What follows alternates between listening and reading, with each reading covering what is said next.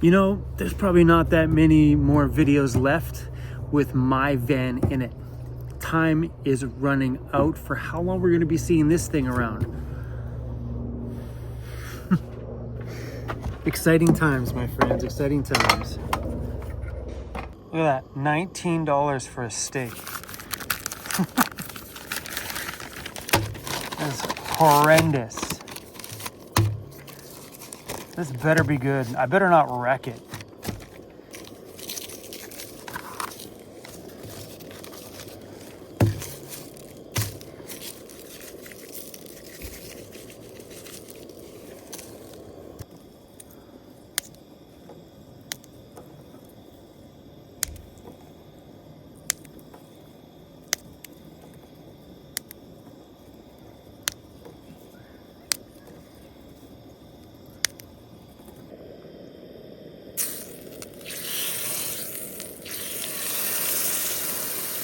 All right, how are we doing? Oh, look at that.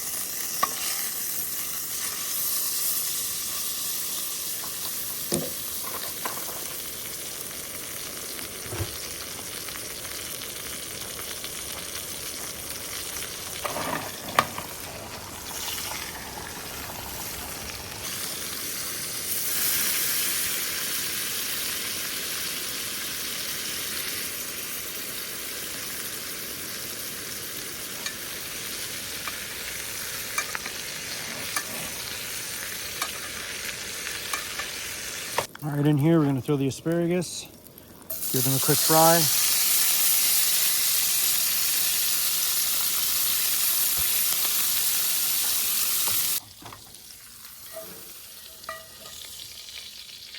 Oh, this makes me feel like a chef. Look at this. Oh, I'm getting good at this. All right, re-season, nice and easy. Some heat till it smokes a little bit. And wipe it in.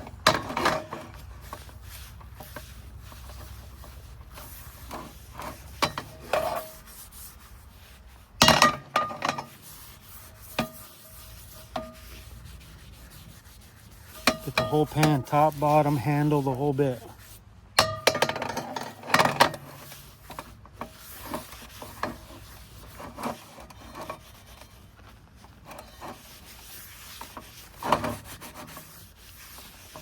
Done deal.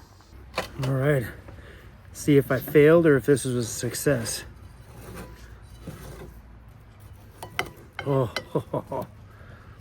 beautiful.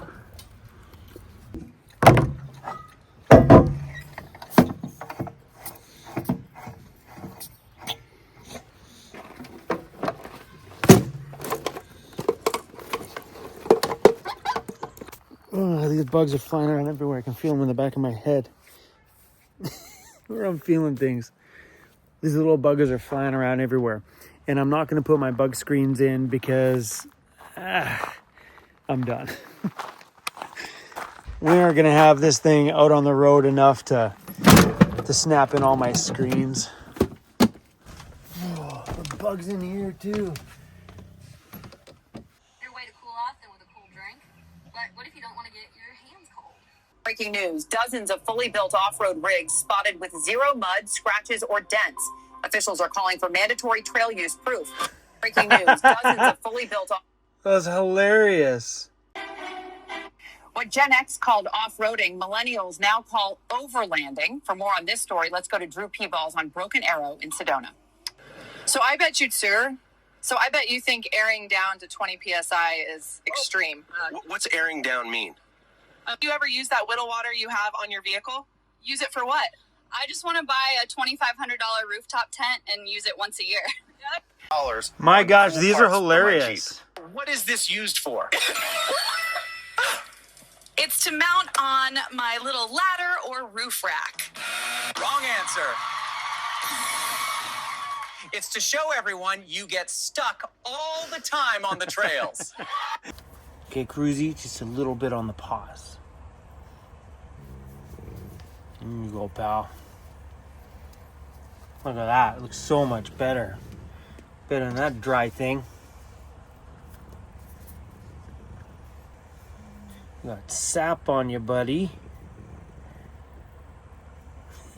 covered in sap. No, you're a good boy, buddy. Censor. Nobody wants to see your wiener, buddy. You need a bath. You need a bath. This is just Baw Palm. Got it on Amazon. We're done. We're all done. It means you can get up if you want. That means you can get up if you want. Or not. You can just stay there if you want. And this off. Okay. Break your mind out. Let's reverse that to pull air outwards. We got some bugs in the roof vent. Right there. We'll crank this on high and suck them out.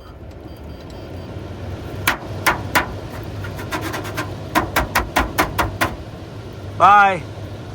Looks like they're gone.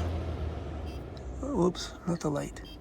So we had a down day for working on the Mercedes today. When I got to John's and we did the wiring and the installation, thankfully John had a helper at the shop, which made things progress along super fast, made for a super productive day, felt great. But I asked him, I'm like, so are we all in just to get this stage of the Mercedes build done so we can head out to the East Coast? He's like, yes, but not tomorrow. AKA today. He's like, he has to wrap up another project. So that's what he's down there doing today. And I think they were working on the Mercedes a little bit, but nothing that I felt was worthy of me going down to film. So they're going to start running in all that L-track. L-track's like a metal track with the little round circles in it so you can anchor things to it, like cabinets or whatever I wanted to anchor to it. We'd have exposed L-track in some places so we can anchor the ceiling to it and whatnot. It's a pretty cool product. And I like the idea of being able to anchor things to the actual van itself properly instead of, dealing with like a screw could come loose or shear off and break and things could move around. I feel like maybe the L-track is a bit more of a secure way to do it. Am I right? I don't know. Am I wrong? Maybe. It just seemed like a good logical way to secure everything inside of the new van build. But look at what I did to this fan. This fan's literally just screws into metal. Self-tapping screws, boom, right through. I don't even have any furring strips or anything like that in here. It goes right through. Done deal. So, yeah, anyway, that's what they're down there doing today is getting in all the L-track stuff. So when we all get down there tomorrow morning, they're doing the walls. So it'll be a lot of like tracing and trimming and getting all the pieces and panels planned out. So I don't know if they're going to get anything mounted, but they're definitely going to start working on that side of it. That part I'm really excited about, to see all that black hex plywood on the bottom with all that fabric on the top. John's also going to wrap my wood inserts I got for my pods in the back. They were talking that they were looking at them. They're going to need a little bit more adjusting back there so they fit in. And instead of keeping them wood colored, because we're going to do bamboo now versus what I was originally thinking, they're going to fabric wrap the inside of the trim piece, which I think will look really, really good. Cruzy. Yeah, he's down. He's like, I'm out. Sleeping in the front seat, Dad. Trying to keep this van in as clean of a state as I can.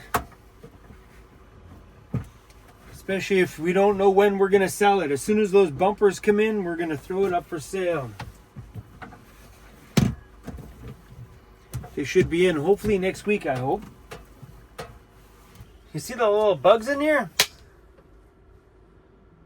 Flying around everywhere. Little buggers. So something you guys might not know about me, I have a notebook problem.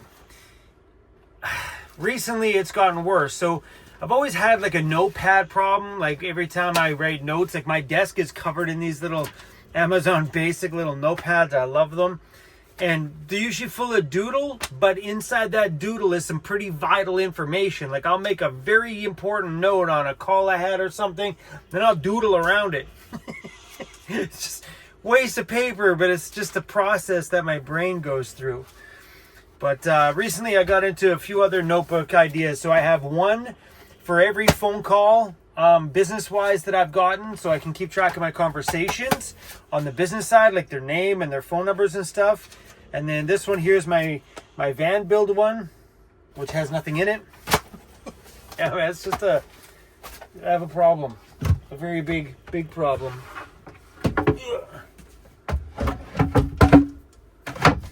Things have been flying so fast these days with the business and making everyday videos here that I really need to sit down and think about what I need in order for this van build to continue to go smoothly.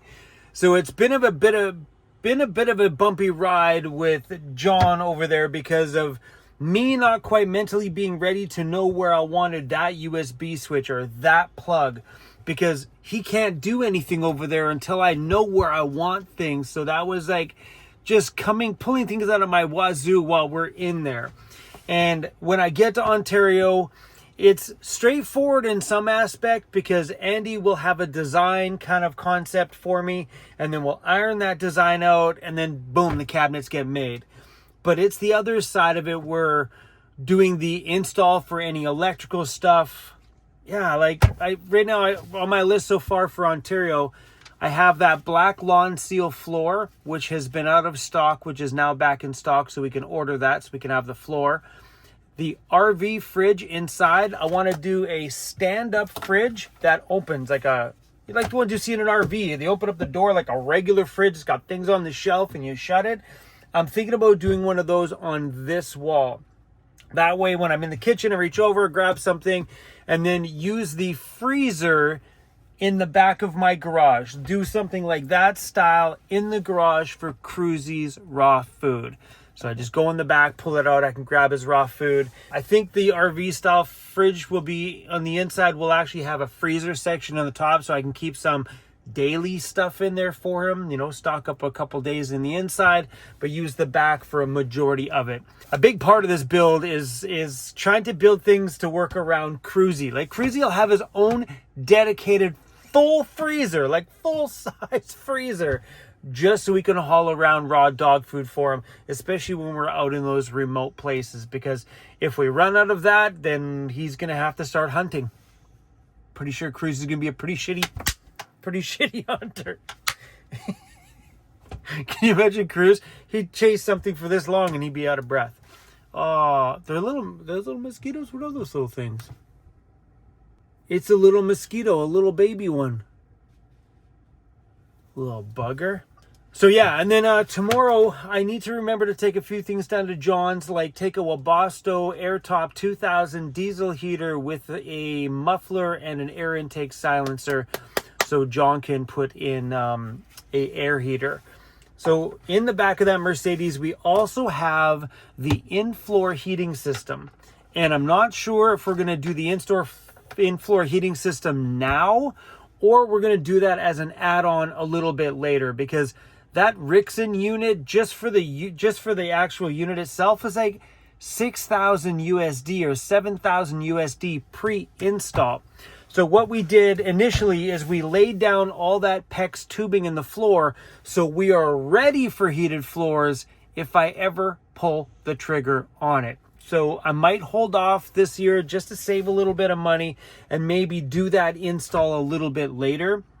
Thankfully, my friend Jared from Vancity Conversions out there is very knowledgeable in that Rixon unit, so maybe we can get some headway on partially getting some stuff together to make sure it's all ready for them. Make sure power is ready in that area. Well, that wouldn't be too hard to run power because the batteries will be in the back anyway. But yeah, so some of those bigger ticket items, I'm not sure if we can afford to pull the trigger on everything all at once. Would I love to? Yes. Am I going to? I don't know. We will see how money goes. That's why we're trying to make everyday videos around here, so we can keep that revenue rolling in, so we can build this big, huge monster of a home of ours. But yeah, I might have to hold off on a few items. Everything we do around here is funded by the videos that we make and the merchandise you guys buy. So please go to vancityvanlife.ca and snag this one. It's a good shirt. We also have some cruisy ones too. By the way, Danica, there's one with cruisy lying down where he's sleeping lying down. Danica printed them on blue today. Are they on the store right now? Maybe later today I'll get Danica to take some pictures and put them on the store. So maybe tomorrow the blue t-shirts will be on there. They are limited. When they're gone, they're gone. Anyway, sidetrack. John's place, I don't think I need anything more. I think we got all the supplies we need to complete the project at J5. The only thing we need is check on water tank. External water tank. So we got the inside water tank. We're just needing the gray water tank for the outside so John can wrap that up too. We don't know where that is. We've been waiting for it. It's on back order. So, but I think that's all we're going to need for John's. John, is there anything else we're going to need? I think that wraps up everything over here. And then we got to think about the monster list for Ontario. That's where things are starting to get confusing. Because I got to start thinking about what I'm doing for switch panels. I know Vancity had suggested they have some really fancy, I don't know if it's Victron that makes it. They look like little iPads on the wall, which are like fancy touch screen sort of scenarios. They're more like, I guess, little cell phones, I guess, you know, with all your fancy stuff on it. Yeah. So I'm not sure what the cost of those are. So let's go Ontario. Let's go second page here. So I'm not sure. Like, I think some of that lighting stuff is pretty high tech, we'll say. So from what I understand is you can get these units that are like central hubs that light just gets plugged into there, that light gets plugged into there, and this got all plugged into this central hub, and this one controller goes doot doot doot doot doot doot and just turns them all on. So if you remember the video from yesterday, John had all that conduit running through in that center section there. So if we need to snake stuff through, we can just snake it right through the conduit and it'll pop out on the little junction boxes by the ceiling there. So we have room to run extra wire everywhere. We can also run wire behind the cabinets for things. So if there is things that is already buried behind the wall, we can also run one from the power, snake it behind the cabinets, and just hide it to wherever we need. Because I would like to do pot lights all the way down the middle. Let me draw this for you. I'm very visual this way. Without being visual, I'm lost. So on the roof, I want to do, there's a skylight, there's the roof vent, little round pots all the way down the middle, and lots because I'm a light junkie, and then LED light strips all the way down there. So there's my thought, because doing more of these lights, but bigger ones than these ones, like ones that produce tons of light, because we make YouTube videos, the brighter, the better. So I want to do little pots all the way down the middle and then 2 LED light strips down each side. So there'll be LED light all the way down here and little pots all the way throughout. That way this thing is just like, boom, super bright. And then right over there by my desk area, I might see if I can find a way to do some good frosted lights that maybe get mounted to the wall that I can pop out and rotate. They got to make something like that. So if you guys have ever seen anything like that, let me know. Something so when I'm at my desk on the wall, they sit this way, but then I can boop, pop them out, turn them this way, and they light my face up. So if I'm live streaming from the computer there, that my face is super good for like filming. So I want to really think about that stuff in the new van. So there's lots of good lighting in the kitchen. I want to do lots of accent lights. So when I come in, I can hit the switch and it's like, boom, just moody. So all along the toe kicks and the step is all lit up. These strips light up. All the under cabinet lighting all lights up, and just in lighting in little unique areas all over the place. So when you see that thing at night, you're just like, damn, that is sick. And what am I going to do in the kitchen? Good question. I just asked myself a question.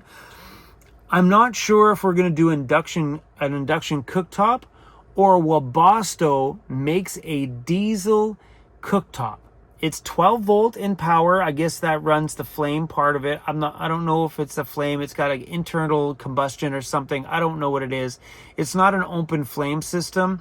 All I do know is that it runs on diesel fuel. It's supposed to be the coolest. It's expensive, but the cooktop's supposed to be super wild. First time I heard about it was from Chris, the guy who helped us paint our shop. Thank you, Chris. Miss you, bro. I haven't seen you in a while or heard from you in a while. Hope you're doing okay. But he was the one that inquired to me about it. He goes, hey, since you're a Wabasso dealer, can you get this? And I'm like, well, that thing's cool. And I'm thinking maybe we go that route in the kitchen of the Mercedes.